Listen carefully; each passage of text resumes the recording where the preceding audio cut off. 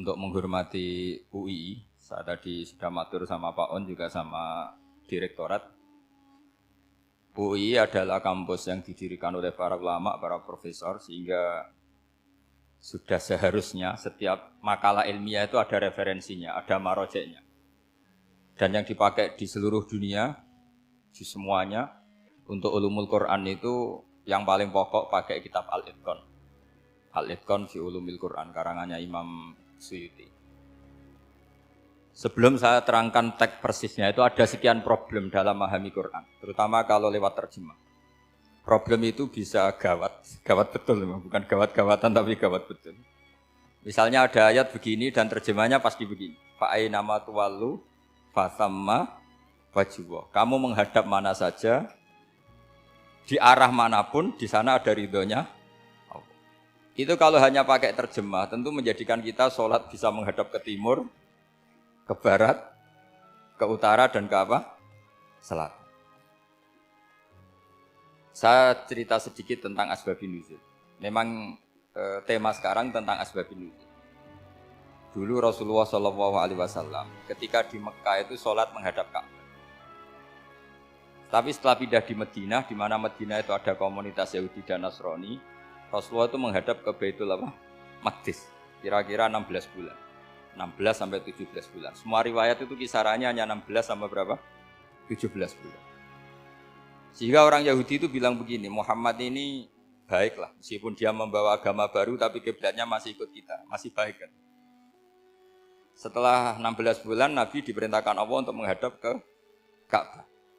Fawal liwajhaka syatral Masjidil Haram. Maka orang Yahudi itu berontak. Berontaknya adalah kiblat mereka ditinggalkan. Cara berpikir orang Yahudi itu kiblat mereka ditinggal. Sehingga mereka bilang mawallahum an qiblatihim allati kanu 'alaiha. Apa yang menjadikan umat Islam berpaling dari kiblat Baitul Maqdis. Kemudian mereka provokatif betul. Ini perlu diperjelas. Provokatif. Bilang begini. Inna Muhammadan tahayyara fi din. Muhammad ini bingung dalam beragama. Sehingga habis ngomong A ngomong B, habis kiblat Ka'bah, kiblat Baitul Maqdis. Sehingga dalam banyak tarikh disebutkan peristiwa kiblat itu terbanyak melahirkan orang murtad, orang yang keluar dari Islam. Gara-gara provokasi orang Yahudi, Muhammad tahayyara fi din. Muhammad itu bingung dalam menentukan pilihan apa? Beragama. Kemudian walhasil singkat cerita akhirnya Nabi itu madhep Ka'bah. Apa yang terjadi mukjizat itu adalah bahwa agama ini agama yang mewakili semua agama sebelumnya yang masih orisinil. Yaitu Nabi akhirnya berargumentasi Ka'bah adalah kiblat yang asli, yang lebih tua. Terus mereka tanya, buktinya apa? Dijawab oleh Quran, fihi ayatum bayyinatum maqamu apa? Ibrahim. Ka'bah bukti tertua adalah di situ ada makam Ibrahim. Makam itu jejak kaki.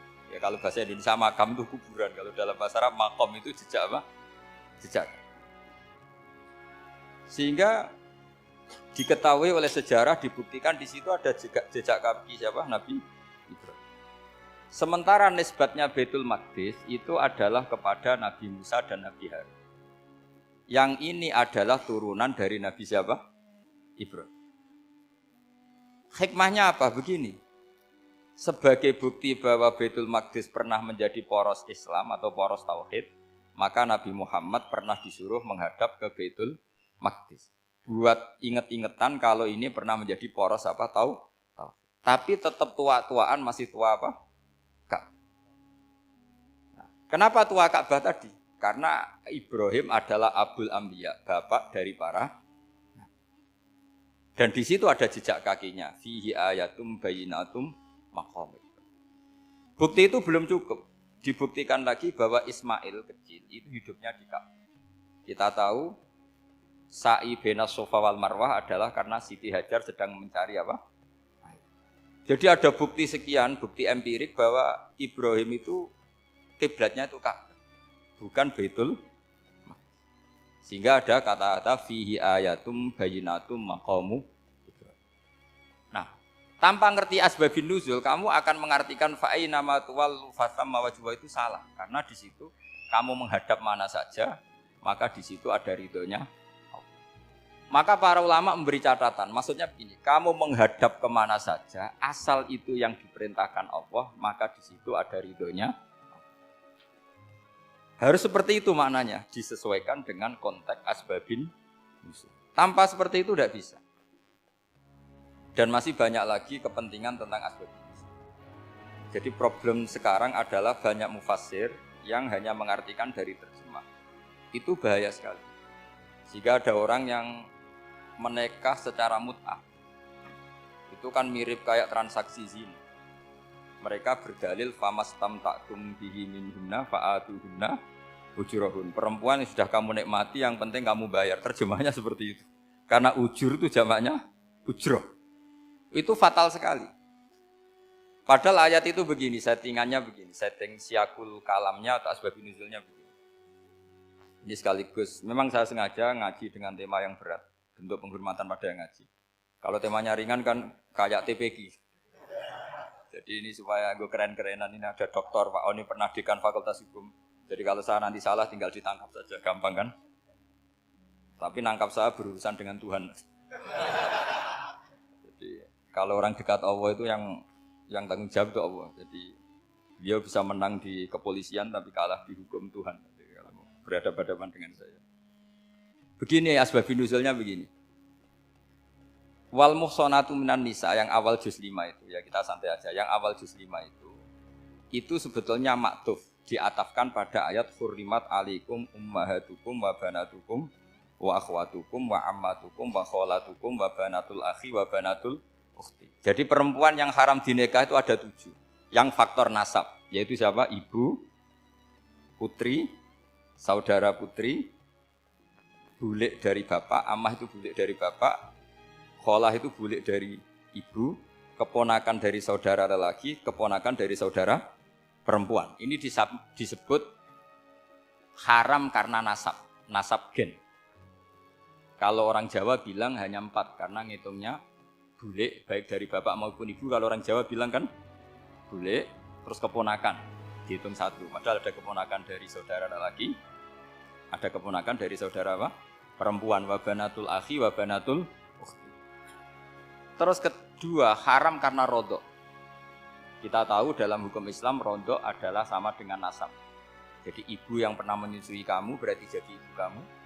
Dan saudara sepenyusuan berarti menjadi saudara kamu. Ini disebut wa ummahatukumul lati arda'nakum wa akhwatukum minar rodok. Terus ketiga, haram karena musoharoh, karena besanan. Jadi pagi ini misalnya saya nikah dengan Sri, bilang qabil tu nikaha wa taswijaha bil maril madkur. Setelah nikah dengan Sri ini otomatis ibunya dia menjadi mertua. Otomatis haram saya apa? Nikah. Ini namanya haram karena musoharoh. Atau kamu punya anak Zaid. Zaid pagi ini akad dengan Sri. Berarti Sri adalah menantu Anda. Otomatis haram bagi Anda. Itu namanya haram karena musoharoh, karena bisanan. Itu yang disebut waroba apa haram-haram itu kan saat terus itu wa ummahatu nisaikum. Apa ibu dari istri-istri kamu. Memang ini agak jelimet, tapi memang syaratnya mufassir harus biasa jelimet. Jangan hanya nyari partai ayat-ayat untuk kepentingan partai. Wah, itu ngeri. Kacau Quran dipakai kampanye. Terus itu berarti sudah 3 kan? Haram karena nasab, karena rodok, haram karena musoh. Terus yang keempat ini, haram yang bukan karena sebab pada seorang perempuan, tapi karena istri orang. Itu disebut wal muhsanatu minan nisa. Haram menikahi perempuan yang masih milik orang lain.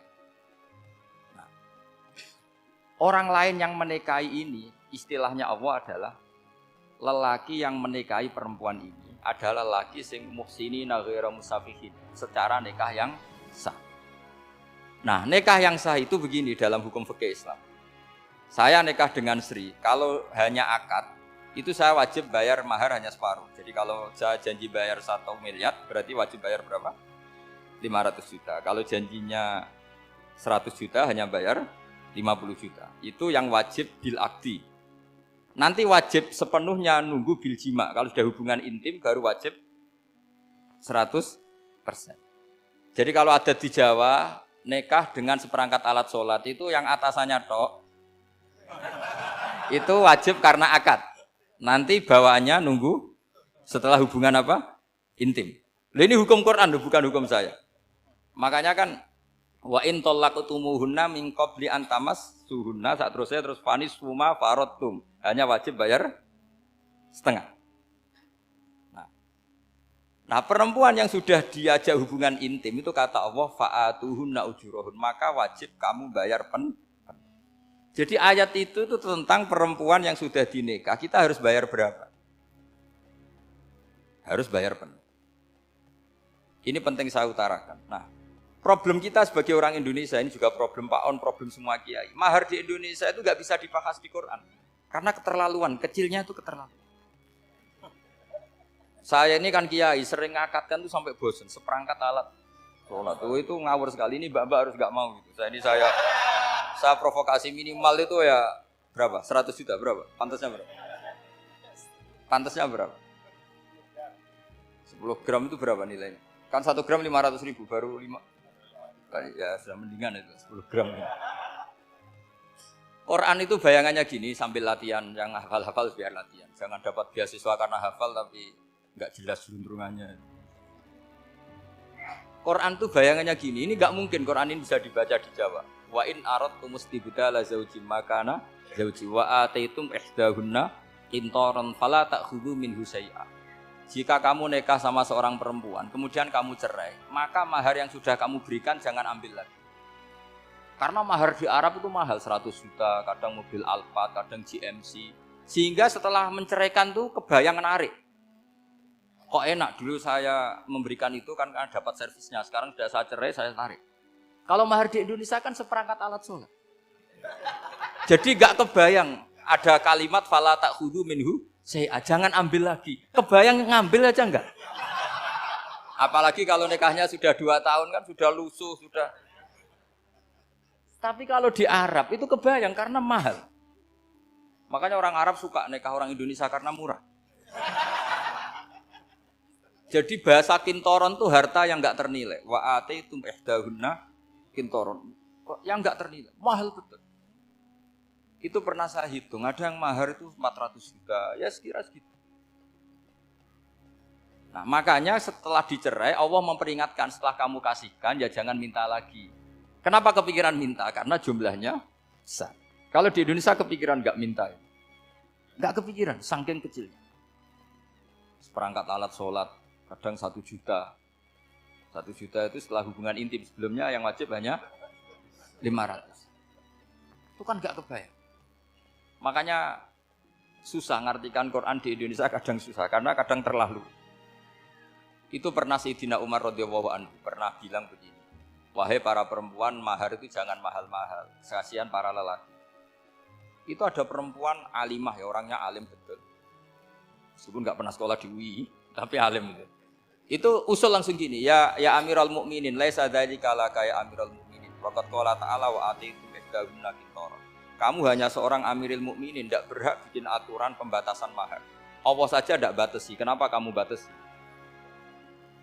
Sehingga dulu yang namanya nikahnya Sulaiman Agung atau Jamaluddin siapa Ratu Agung, kalau hadiah ya sampai tas mahal itu. Kan dari bahasa Arab mumtaz mahal, mumtaz itu istimewa, mahal itu dia punya istri yang sangat dicintai, dikasih hadiah mumtaz mahal. Terus ilat Jawa jadi apa? Tas mahal. Itu sama Mujid Ulil Albab kalah. Itu kalau cerai kan kepikiran minta lagi. Dikasihkan yang baru. Tapi kalau di Indonesia tidak mungkin karena apa tadi? Seperangkat alat sholat. Udah gitu nyari yang murah lagi. Yang bagus kitanya, bungkusnya yang bagus. Nah, maka nggak mungkin kita maknani Quran tanpa mengenal yang bernama asbabin. Karena makna ayat itu bisa kacau kalau kita tidak tahu asbabin. Yaitu kayak tadi makna fa'ina ma tuwallu fasamma wajhu. Itu maknanya kan kamu menghadap mana saja, boleh saja di sana ada ridhonya Allah. Berarti kan bisa ke timur, ke selatan, ke utara, ke barat. Itu bahaya betul. Sehingga kata ulama harus mengkaji asbabin supaya porsi ayat ini sampai semana jauhnya itu kita tahu. Tanpa tahu itu tidak bisa. Begitu juga menyangkut kiblat. Sekarang saya tanya, kemarin kan ramai dulu di Kemenak, kiblat semuanya diukur dengan GPS, terus beberapa masjid dikomentari salah karena diukur pakai apa? GPS. Kalau dalam bahasa falak disebut yaumarostil kiblat. Memang bisa diilmu. Tapi pertanyaannya begini, dari awal Allah ngendikan fawal liwajhaka syatral masjidil haram. Kamu yang penting sholat itu menghadap masjid. Masjid itu ya bangunan. Sehingga kata Ibnu Abbas yang diriwayatkan banyak ulama mengatakan Al-Ka'bah kiblatun li ahlil masjid wal masjid kiblatun li ahlil haram wal haram kiblatun li ahlil masyriq wal maghrib. Jadi kalau orang di dalam masjid kiblatnya harus Ka'bah. Di luar masjid kiblatnya asal bangunan Masjid Haram. Tapi di luar sini kayak di Indonesia boleh semua tanah. Kenapa begitu? Kata Ibnu Abbas karena Quran turun di lisanin Arabiyyin. Jadi kalau orang Jogja kalau mau ke Jakarta arahnya kemana? Barat. Itu sebetulnya ketika Anda ke barat itu persis Jakarta apa bisa saja pasnya itu Pangandaran. Tapi orang itu akan bilang kalau ke barat ya ke Jakarta. Meskipun presisi Anda tepatnya di Pangandaran. Nah kiblat seperti itu, asal orang menghadap ke barat itu orang sudah bilang ke kiblat. Gak usah sedetail misalnya harus pas Ka'bah. Saya pernah debat sama tim ahli Kemenak. Gak bisa Gus, sekarang ada GPS harus tepat Ka'bah. Terus saya bilang gini, kalau teori Anda benar, berarti semua masjid luasnya maksimal 16 meter. Ka'bah itu luasnya hanya 16 meter. Berarti masjid Ulil Albab yang pojok sana sama pojok sana, kira-kira itu ya sudah tidak kena Ka'bah. Kalau harus tepat, Ka'bah itu kan diameternya hanya 16. 16 sampai 18 kalau nggak salah. Berarti semua masjid kalau ingin tepat Ka'bah harus pas 16. Kalau terlalu luas pilihannya harus cekung. Kan jadi aneh. Makanya saya itu sering Pak, dulu saya ini biasa debat fikih. Kalau di tradisi pesantren namanya Basul Masail. Saya punya teman yang paling kurang ajar, yang paling saya kenang dalam sepanjang sejarah. Dulu itu kalau debat fikih itu ya seru. Kalau aturan fikih kan gini, soft paling baik itu kan soft pertama. Baru kedua, baru ketiga. Yang paling keren kan soft awal, soft. Terus teman saya bilang gini Pak, ya kalau gitu gini aja Gus, desain masjid itu memanjang utara selatan. Biar semuanya soft awal. Gara-gara didesain begini kan ada soft 2, soft 3. Apa susahnya kita bikin mulai awal supaya masjid itu memanjang utara apa? Selatan. Supaya semuanya soft awal.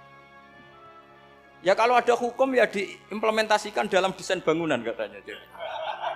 Itu kan kacau. Terus akhirnya saya jawab, lalu setelah begitu yang paling afdol siapa? Yang dekat imam. Ya sudah, bikin cekong saja kalau gitu.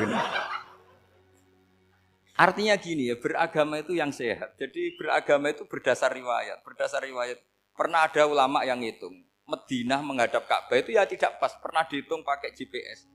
Kiblat Madinah ke Ka'bah itu ya tidak pas. Tidak seperti yang pernah dianjurkan Kemenak. Karena apa? Agama ini ngikuti bilisanin Arabiyyin mungkin. Seperti jenengan gini. Semua ini istilahnya apa? Menghadap Gus Bah. Padahal ada yang agak sana, agak sana. Semuanya ngaji sama siapa Gus? Ya sudah. Istilahnya bertatap muka. Memangnya kita benturan. Ini bahasa. Jadi seperti ini semua namanya apa? Berhadap. Padahal ada yang agak samping, agak samping. Ka'bah juga gitu. Sebenarnya tidak se-ekstrim yang dibayangkan orang-orang.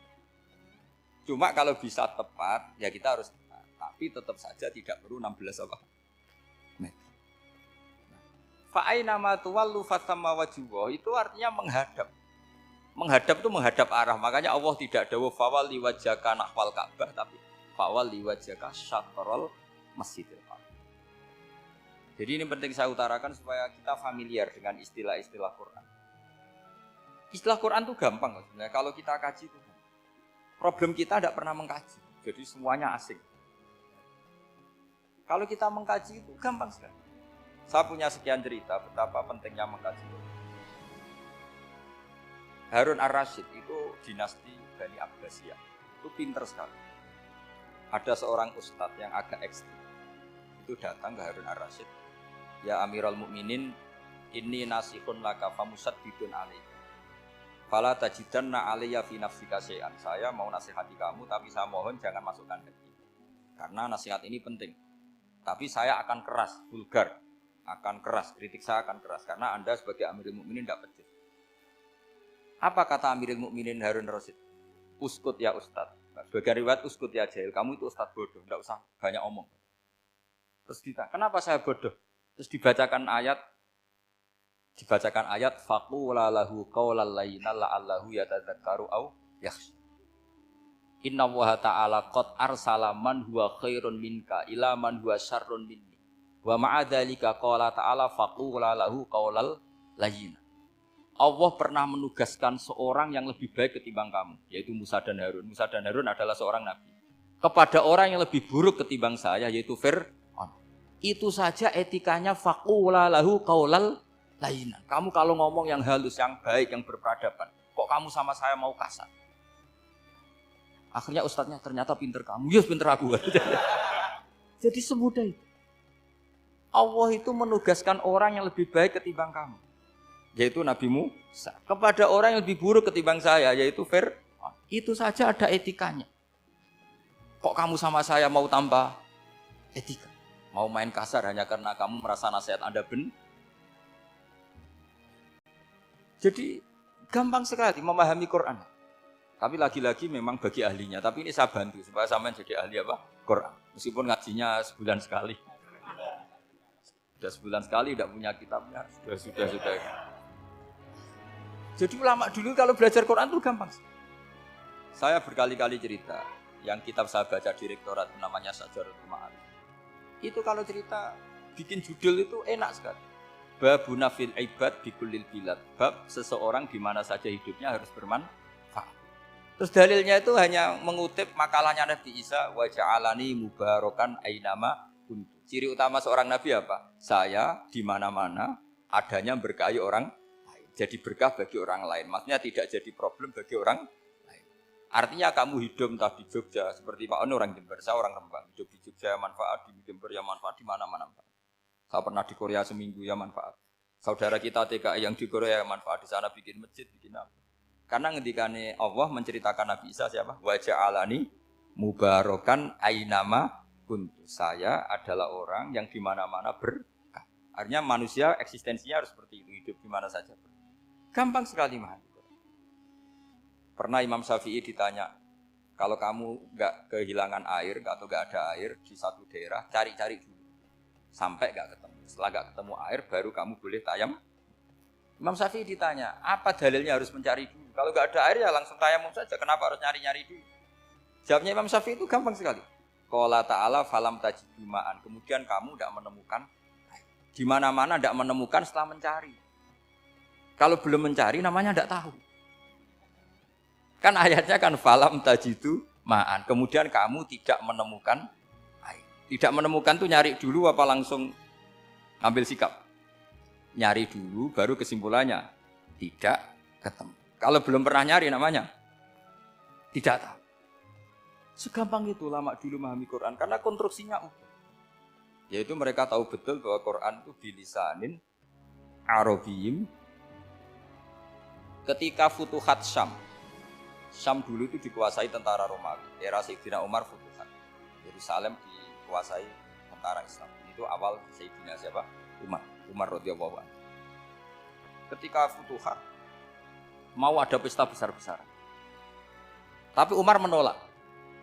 Ketika menolak, kenapa Anda menolak? Beliau hanya membaca ayat Innallaha ta'ala ayyara qauman faqala adhabtum thayyibatikum fi hayatikumud dunya. Allah itu mengkritik satu komunitas kaum yang zaman di dunia menghabiskan semua kenikmatan. Maka kita tidak perlu syukuran besar-besaran. Jangan-jangan jatah kita di akhirat kita habiskan di dunia. Itu adhabtum thayyibatikum fi hayatikumud.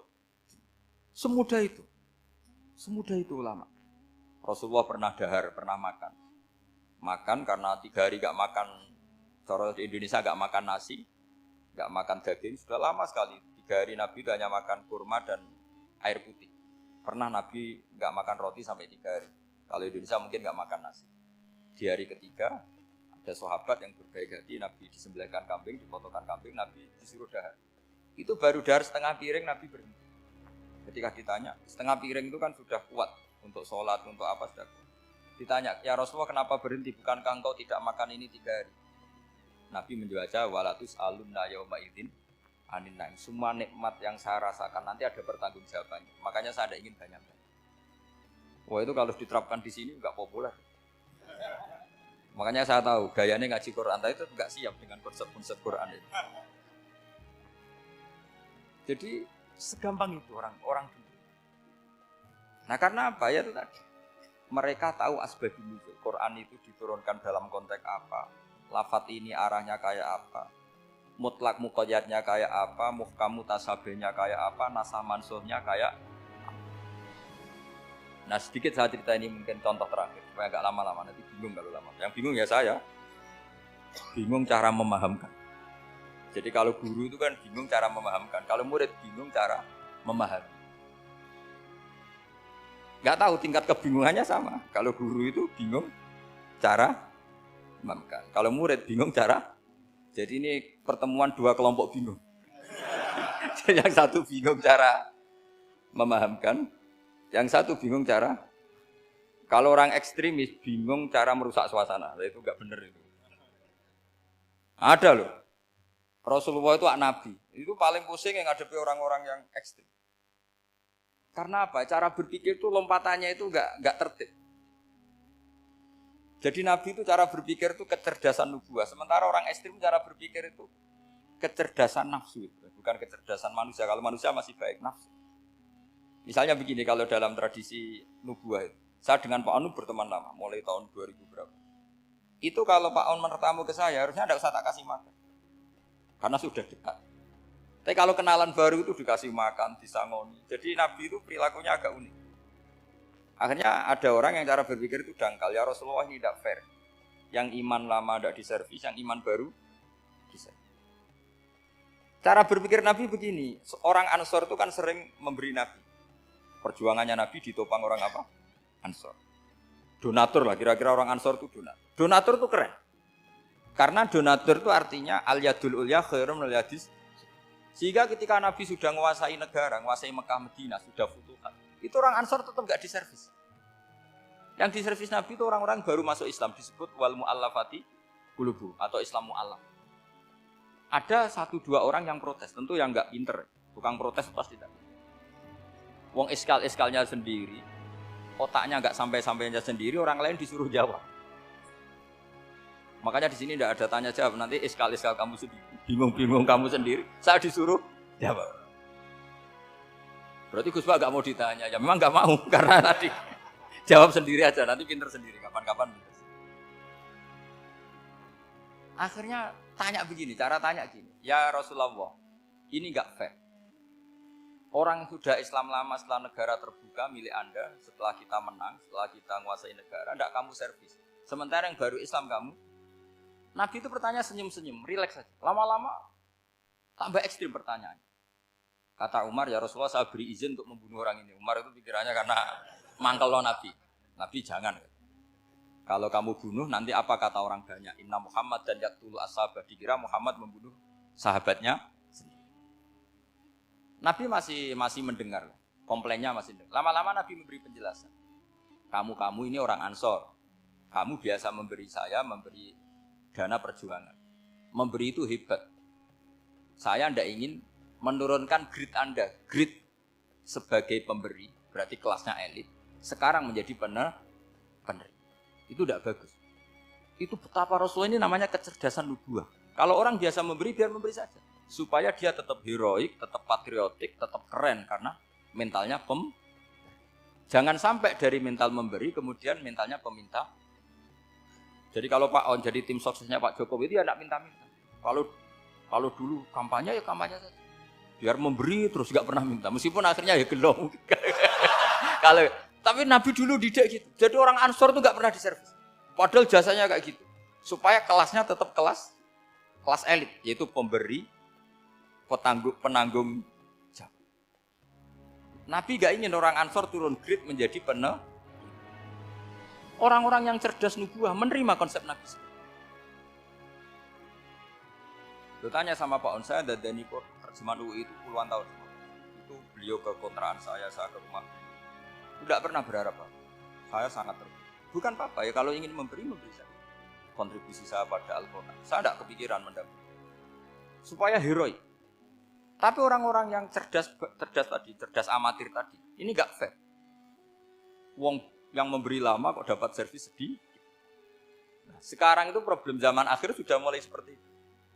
Nah, orang ini namanya Dzul Khuwaisirah. Ini yang nanti punya anak turun Khawarid. Khawarid itu orang yang ibadahnya hebat, tapi cara berpikir tentang nubuah salah. Orang lagi Khawarid itu orang yang ibadahnya hebat, tapi cara berpikir nubuah salah. Nubuah itu unik. Nubuah itu cara berpikir tadi. Apa ya? Melihat sesuatu yang benar biar benar terus. Yaitu tadi, mental memberi itu ya biar memberi terus, tidak usah di-share. Maka ketika Abu Bakar jadi Khalifatul Rasulillah, itu ada sistem kepegawaian. Itu gajinya Umar yang sudah Islam lama, gajinya Abu Bakar yang sudah Islam lama. Itu sama Abu Sufyan sama, padahal Islamnya Abu Sufyan baru setelah Fathu Mekah, kira-kira baru setahun. Terus diprotes sama orang-orang, ini Islam lama kok gajinya sama Islam yang baru setahun kok sama. Kata Abu Bakar, fadhailhum indallah, mereka punya kelebihan Islam lama itu indallah, nanti balasannya biar surga. Kalau di dunia sesuai profesinya. Artinya profesi kalau penjaga kantor ya berapa, kalau dosen berapa, pokoknya ya sudah. Dan itu diterima oleh sahabat, semuanya nerima konsep itu. Era Umar agak dibalik. Abu Sufyan kira-kira gajinya 1 juta, yang lainnya yang menangi Nabi mulai awal gajinya 10 juta. Ditanya, ya Umar, kenapa ini jadi rubah seperti kebijakan Abu Bakar, tidak seperti Abu Bakar? Jawabnya Umar lucu. Fawwah la usawwi baina man qatala Rasulullah wa baina man qatala ma'a Rasulillah. Demi Allah saya tidak akan pernah menyamakan orang yang dulu merangi Rasulullah yaitu Abu Sufyan dengan orang sing selawase derekno Rasulullah yaitu Sayyidina Ali dan sebagainya. Ini penting.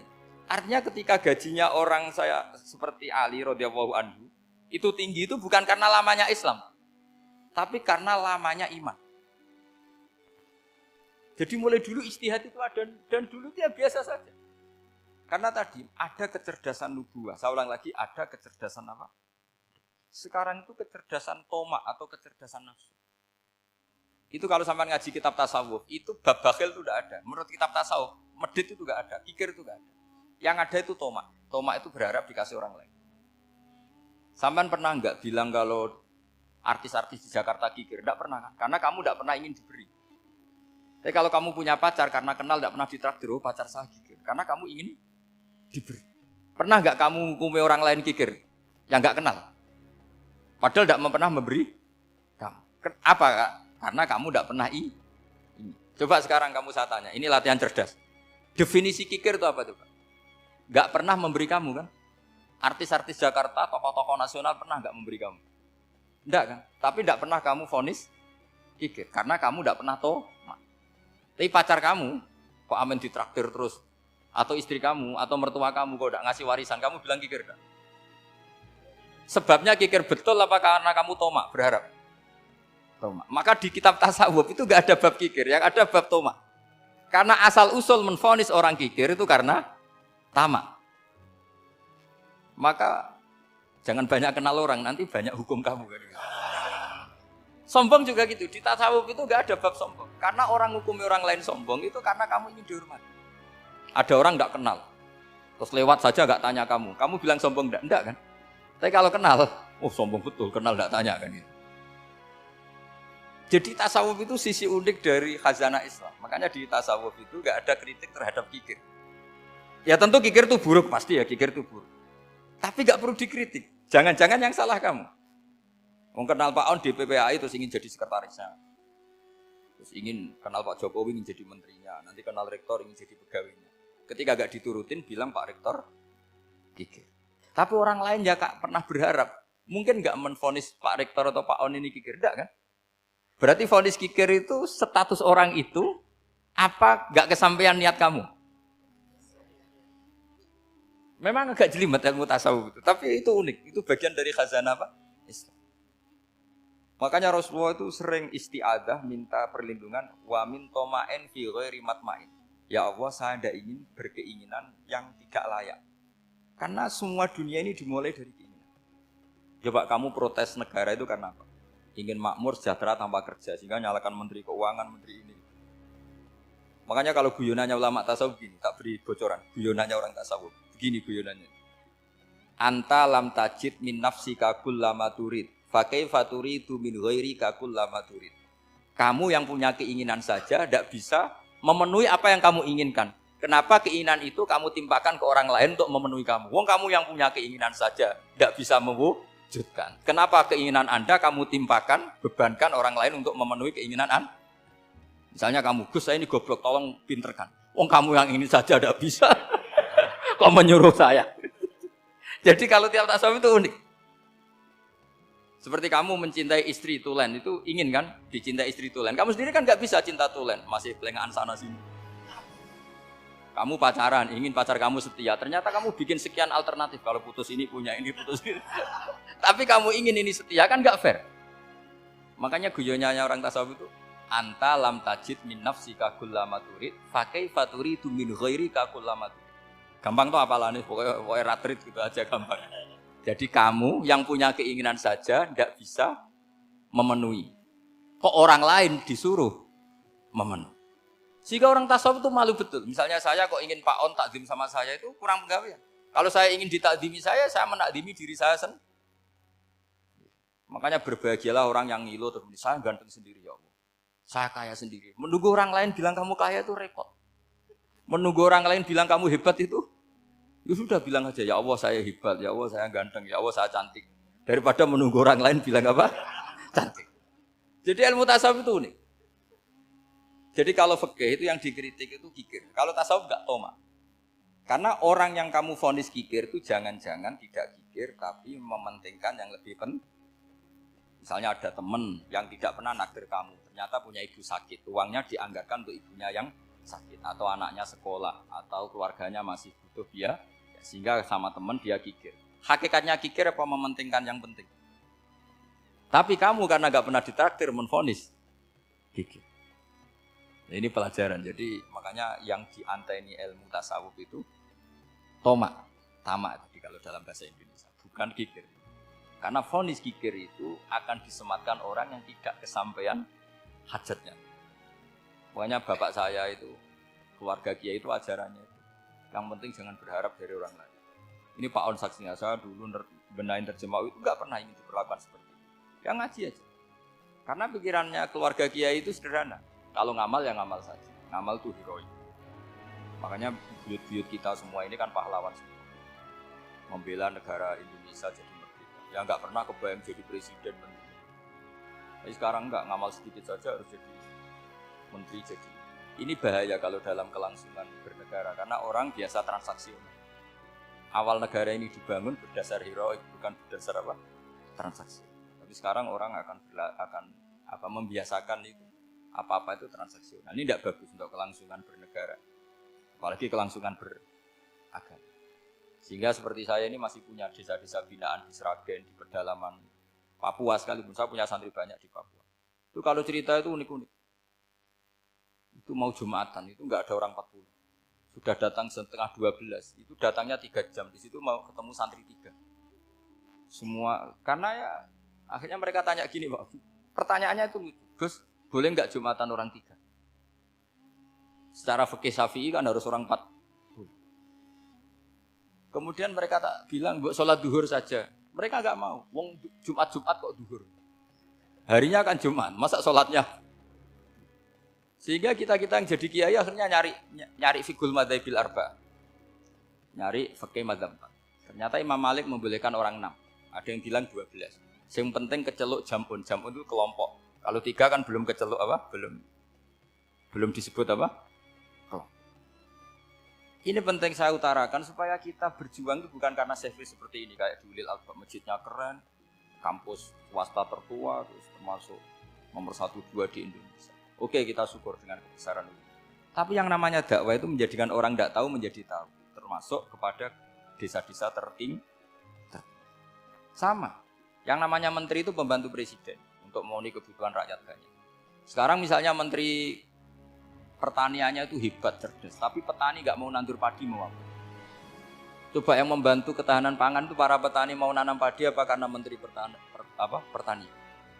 Karena petani mau nanam. Ya sudah GR saja, kita pembantu presiden semua. Karena ikut menyumbangkan ketahanan. Tapi kamu kan gak digaji, kita keren, ngamal tanpa harap gaji. Ini penting. Supaya Anda itu enggak hati kecil gitu. Ikut menyumbang negara tanpa ingin dapat gaji. Keren enggak? Nah itu nubuah. Apa? Nubuah. Orang Ansor itu seperti itu. Sehingga ketika Rasulullah wafat dan ada kompetisi kepemimpinan, itu orang Ansor enggak ikut. Sudah kita makmum saja, silahkan dibagi di saking baiknya orang Ansor. Nah, makanya saya ulang lagi ya. Kecerdasan nubuah ini yang enggak difahami orang Khawarij. Orang Khawarij cara berpikir yang kerja banyak harus dapat banyak. Sementara kecerdasan nubuah enggak. Yang biasa memberi, terus memberi saja, biar derajatnya tetap al-yadul ulya.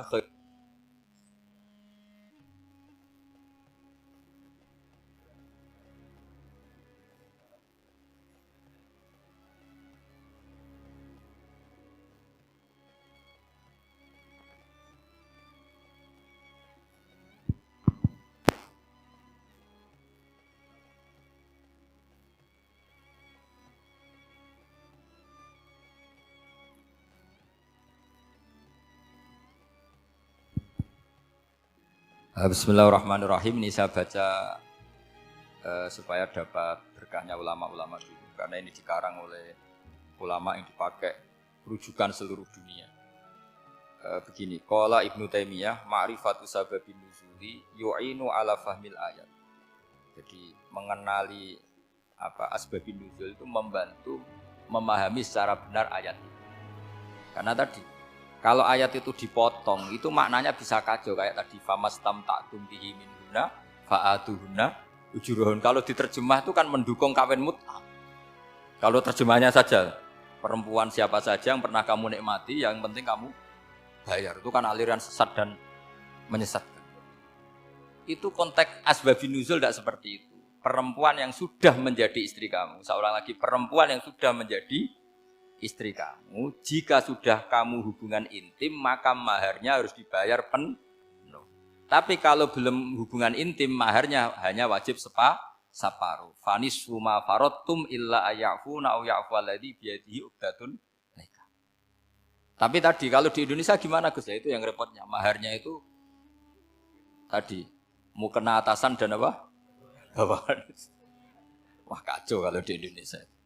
Sehingga kita bingung kalau dalam logika Arab kan gitu. Bayangannya kalau cerai, kata Allah fala ta'khudhu minhu syai'an.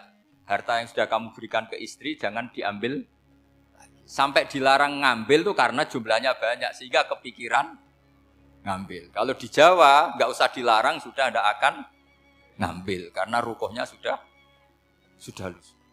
Itu susahnya baca Quran di Jawa. Karena dari awal maharnya terlalu kecil. Terus beliau Imam Suyuti termasuk di sini menyontohkan yang pasti salah kalau difahami yaitu tadi ayat fa'inama tuwallu fastamma wajib. Jadi beliau terus meringatkan betapa pentingnya mengenali asbabin. Karena asbabin nuzul itu gampang. Saya ulang lagi, asbabin nuzul itu gampang. Gampangnya begini ya, kan ada satu peristiwa, misalnya begini, Rasulullah itu kan mengkritik penuhanan Lata dan Uzza, berhala-berhala itu dituhankan, dikritik sama Rasulullah. Kemudian mereka begini, karena mereka biasa personifikasi Tuhan, Muhammad, kalau Tuhan itu tidak Lata Uzza, dan itu terbuat dari batu, lalu Tuhan Anda itu dari apa? Amin fiddotin audabin, lalu Tuhan Anda ini dari emas apa dari perak? Karena mereka nggak bisa membayangkan Tuhan tanpa dipersonifikasi. Terus Allah menurunkan qul huwallahu ahad, Allahus somad, lam yalid wa lam yulad wa lam yakul lahu kufuwan ahad. Karena otaknya mereka sudah begitu, yang namanya Tuhan itu harus dipersonifikasi. Makanya saya kemarin di Korea seminggu, cerita yang paling unik gini Pak On, ada bos Islam, ada bosnya TKI yang baik. Mereka mengizinkan pekerjanya sholat. Bareng sholat tuh diingeti ke atas ke bawah, kok enggak ada arcanya. Sehingga setelah sholat dibilang, apa saya berikan berhala sekalipun? Karena enggak kebayang ada orang sholat kok tanpa berhala, tanpa Tuhan. Yang kamu sembah itu mana? Kok gak ada? Apa tak belikan? Jadi unik. Nah teman saya yang satu unik lagi. Dia termasuk pegawai Garuda. Yang derekno saya ke Korea itu orang pegawai Garuda. Dia karena orang kaya biasa ke Eropa kemana-mana. Singkat cerita dia sholat di mall. Karena nganggep Korea itu sudah negara maju kayak Eropa. Setelah sholat di mall pas asar itu, security-nya nelpon polisi. Pak polisi di sini ada ritual teroris. Jadi kalau menamakan sholat itu ritual. Jadi artinya apa? Ritual-ritual yang kita lakukan itu macam-macam cara pandang. Orang ateis itu kan Cina kan Korea itu kan ya Cina lah, Korea, Jepang, RRC itu kan sipit.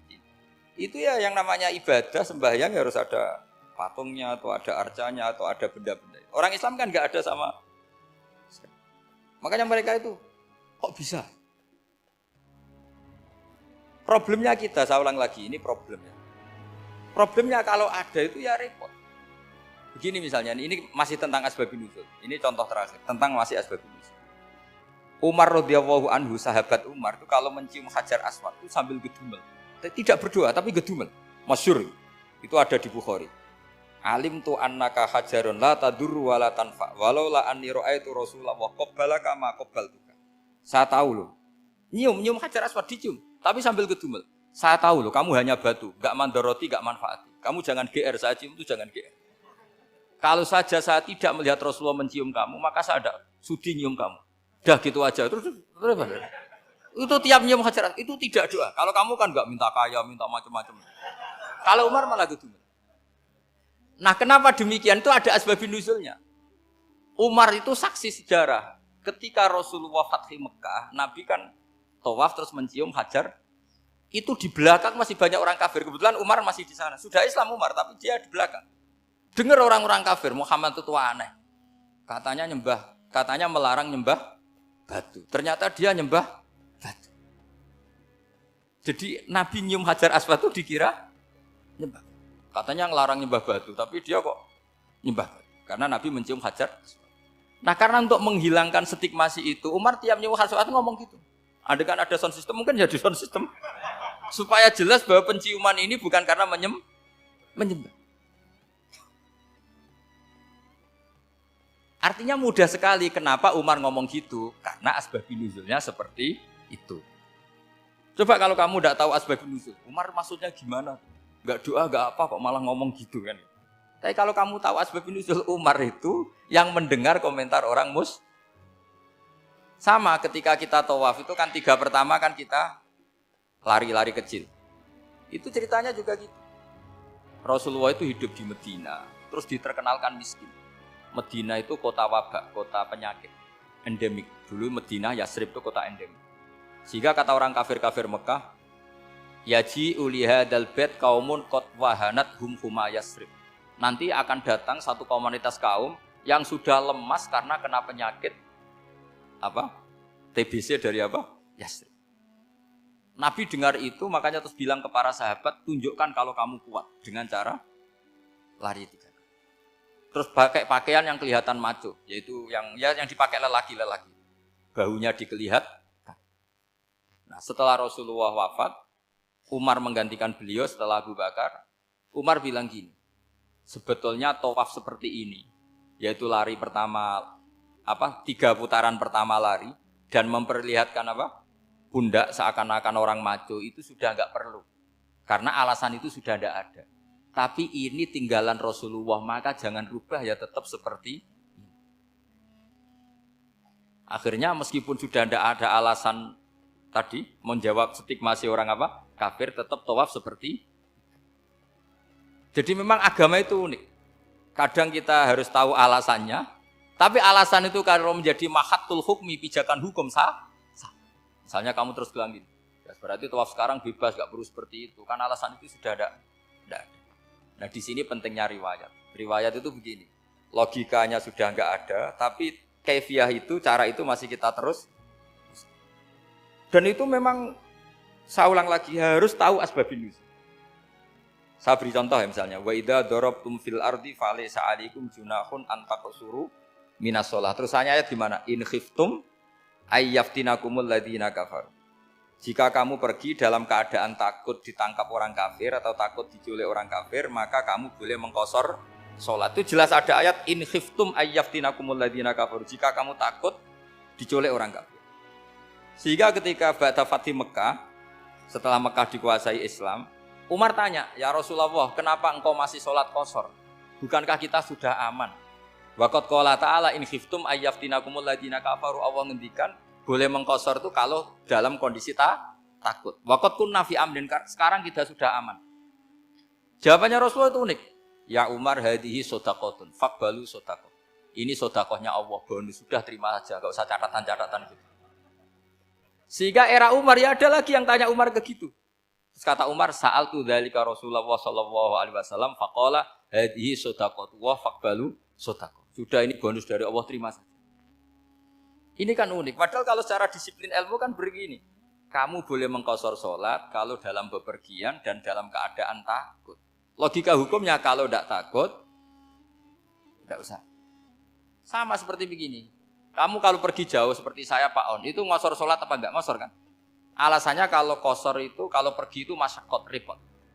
Sekarang pergi kita pakai Alphard, pakai Innova. Bawa uang, disupirin, itu masyaqat enggak? Enggak kan? Tetap boleh jamak enggak? Boleh. Sebenarnya kamu jamak itu karena pengetahuan hukum apa karena enak jamak? Kalau alasannya masyaqat, kan sekarang sudah ada. Enggak repot.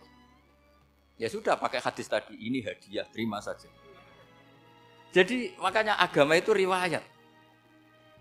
Tapi ada saja ulama yang agak balik loh. Agak balik gini, banyak juga ulama misalnya duwe gawe, ibunya sakit terus ribet jamak sholat.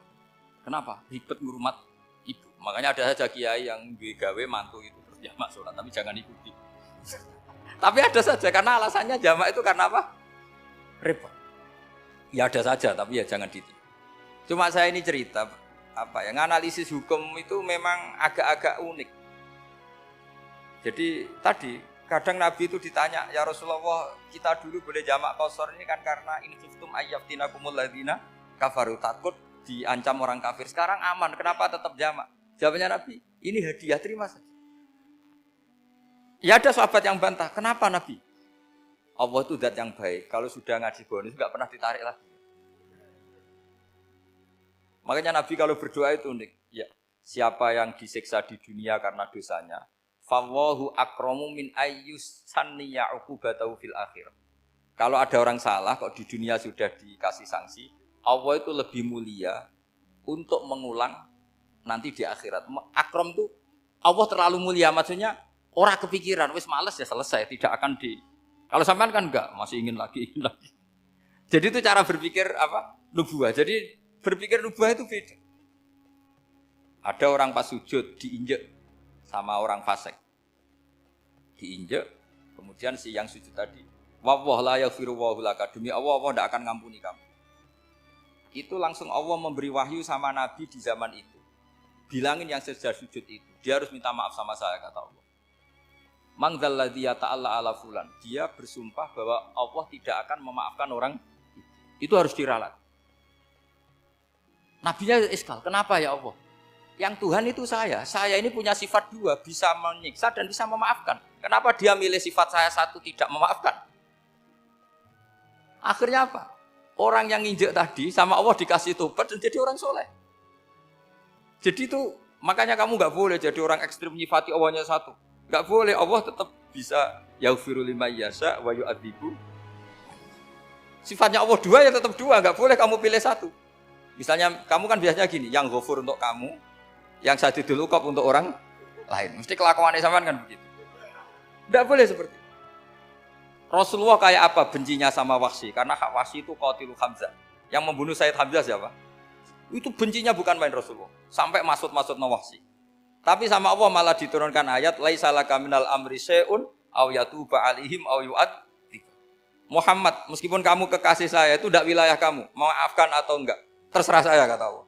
Ternyata betul, malah Wahsy dikasih tobat. Nah sekarang enggak, orang itu nyifati Allah sama orang lain syadidul iqab, kalau sama dirinya enggak boleh seperti itu. Allah ya sifatnya tetap dua. Jadi boleh kamu misalnya berdoa, ya Allah mbak yang cantik itu semoga dapat jadi istri saya. Mbaknya juga boleh berdoa, ya Allah naudzubillah min dzalik. Jadi ini adu kekuatan, nanti terserah nanti Allah pihak yang mana. Kayaknya pihak yang perempuan mungkin.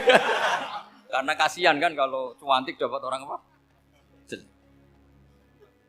Saya tuh andaikan boleh fatwa fikih, yang saya haramkan tuh orang jelek dapat orang jelek. Karena kasihan anak-anaknya, tahu-tahu jelek banget. Jadi itu kan kasihan itu. Jadi dalam Islam itu seperti itu. Jadi apapun benci kita sama musuh kita, Allah bisa saja memperlakukan musuh kita secara baik. Karena Allah itu yaghfir. Tetap kita harus sifati Allah yaghfiru liman yasha wa yu'adzibu. Jangan karena kita benci seseorang seakan-akan Allah sama dia pasti yu'adzib. Pasti menyik. Itu yang dicontohkan Allah kepada Rasulnya, itu beliau tidak cocok sama Wahsy, malah Wahsy dikasih petunjuk. Makanya terus ada ayat apa, laisa laka minal amri syai'un aw yatuba alaihim aw yu'adzib. Muhammad, tidak wilayah kamu, saya menentukan mengadab atau mengam. Makanya rata-rata kiai ulama itu halim, orang halim itu nilai layinal janib, tidak gampang menvonis orang lain. Biar Allah tetap dengan sifatnya yaf'alu ma biasa, bahwa Allah bisa melakukan apa.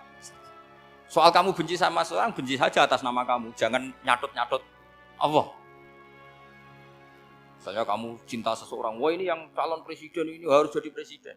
Ternyata Allah menghendaki jadi menteri, mau apa? Ya Allah ya fa'alu ma yasha, mau apa coba? Yang kiai atau Pak On, DPAI, patutnya kan menteri agama itu Pak On. Tapi kalau Pak yang takdir gitu mau apa? Ya sudah, Allah ya fa'alu. Santai aja. Itu rileksnya ahlul ilmi, ya sudah santai saja. Ini negaranya Allah, ini kerajaan Allah, ini buminya Allah, ya Allah biarin ya fa'alu. Mas, jadi Tuhan Allah kamu yang repot. Kira-kira jadi Tuhan itu Allah kamu yang repot. Ya Allah biar tetap ya fa'alu ma yasha. Allah boleh yaghfir liman yasha wa ya'dzibu ma yasha. Saya kira demikian. Assalamualaikum warahmatullahi wabarakatuh.